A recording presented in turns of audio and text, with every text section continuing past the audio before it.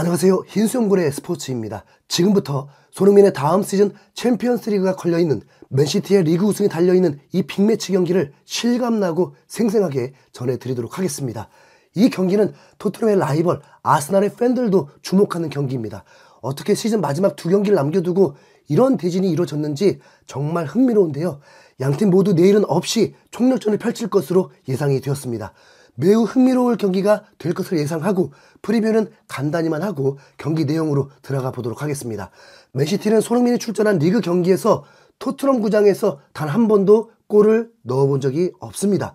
그렇기 때문에 손흥민이 빠진 FA컵 0대1 패배는 의미가 없다고 봅니다. 그리고 그때 겨우 패배했거든요. 토트넘은 아스톤빌라가 리버풀과 무승부를 거두면서 5점 차가 됐기 때문에 두 경기 모두 이겨야 하고 4일만 쉬고 일주일 쉰 후반기 상승세 크리스탈 팰리스를 상대하면서 패배하기를 바라야 하는 상황입니다. 토트넘의 선발 라인업이 굉장히 궁금할 수밖에 없죠. 비카리오 골키퍼, 포로, 로메로, 드라구신, 반더벤, 호이베르, 사르, 벤탄쿠르, 메디슨, 존슨, 손흥민이 선발 출전했습니다. 선수들이 멀티포지션 수행이 가능하다는 걸 전제하더라도 미드필더가 4명인 것은 엄청난 변화죠. 과르디올라 감독은 에데르슨 골키퍼, 워커, 디아즈, 아칸지, 그바르디올, 로드리, 코바치치, 데브라이너, 실바, 포든, 홀란이 선발 출전했습니다. 와, 이게 도대체 얼마짜리 팀입니까? 1조 8천억 팀입니다. 토트넘의 거의 2배 몸값 차이입니다. 엔지 감독의 변화는 굉장히 마음에 들었습니다. 클루셉스키를 뺐고 비수마가 자연스럽게 쉬었고 그럼 이제 손흥민이 골만 넣으면 되는 건가요?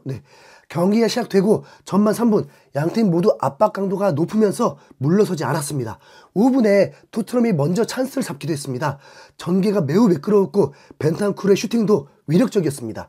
10분이 넘어서도 너무 막상막하였고 오히려 토트넘이 맨시티보다 점유율이 높아 있는 상황이었습니다. 65% 대 35%였습니다. 이런 경우 본 적 있습니까? 우선 맨시티가 수비적으로 나온 건 절대 아니었습니다. 그냥 맞풀 작전이었는데 토트넘이 중원에서 밀리지 않았던 것입니다. 토트넘의 라인이 살짝 전보다 내려와 있는 전술이라 할지 모르지만 그게 아니죠. 상대가 맨시티니까요. 그래서 불안했습니다. 강팀과 만나서 점유율이 앞서 있으니까 오히려 당하면서 선제 실점하고 힘겨운 경기를 할 수밖에 없었잖아요. 그래서 좀 더 안정을 찾길 바랬습니다.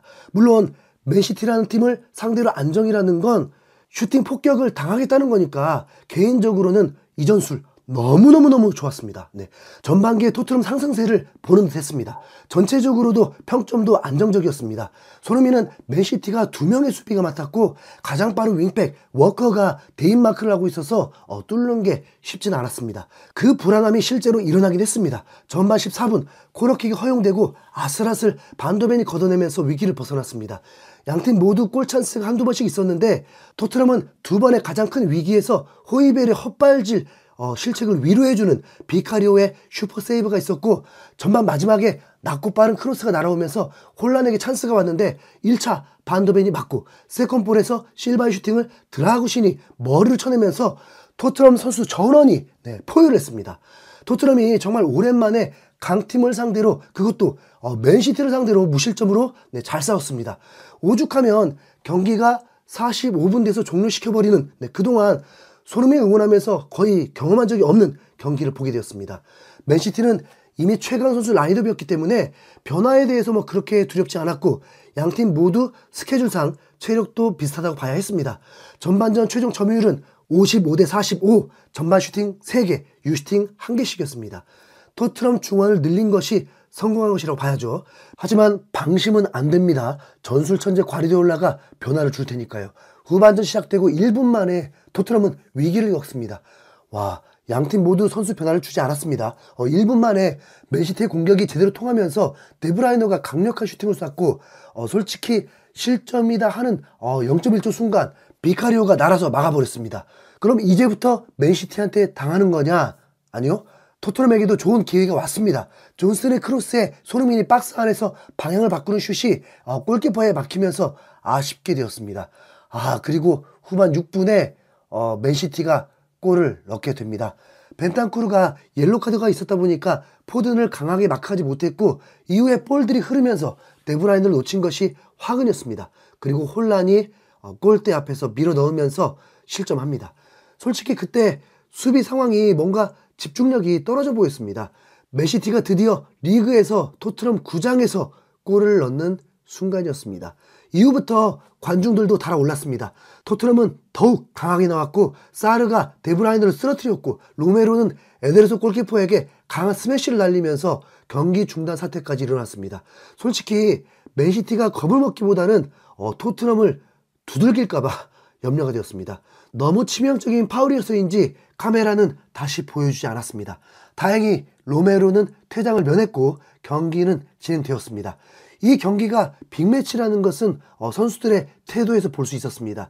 벤탄쿠르가 실점의 빌미가 되기도 했고 옐로카드 문제 때문에 교체를 시킨 건데 벤치에서 의자를 부수면서 이 경기에서 계속 뛰고 싶어 했습니다. 그리고 에데르손도 뇌진탕 위험도 있었는데 본인은 뛰고 싶다고 했는데 교체되고 난 후에 박스를 발로 걷어차버렸습니다. 이 중요한 경기에 주역이 되고 싶었던 거죠. 후반 70분에 토트넘이 결정적인 찬스가 왔습니다. 클루스키가 골키퍼와 1대1이었는데 가랑의 사이를 통과시키지 못하면서 막히고 말았습니다. 토트넘은 어차피 3대0으로 지나 1대0으로 지나 상관없습니다.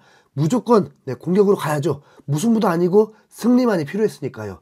80분이 지나고 토트넘은 조금씩 기회가 왔는데 골이 나오지 못하고 있었고 손흥민이 맨시티 수비들이 자신에게 쏠리도록 하면서 오른쪽 기회는 만들었지만 손흥민이 그 자리에 있으면 좋겠다는 마음이었습니다.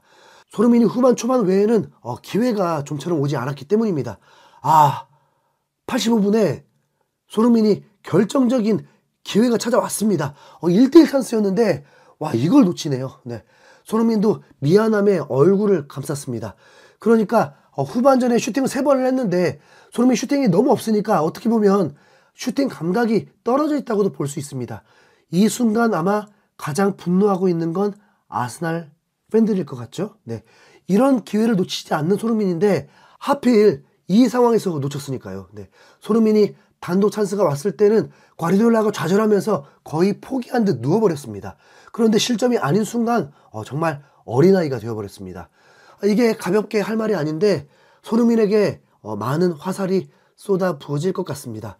거기다 89분에 포로가 도쿠를 1대1로 마크하다가 박스 안에서 파울을 하면서 페널티킥을 허용했고 혼란이 멀티골을 넣었습니다.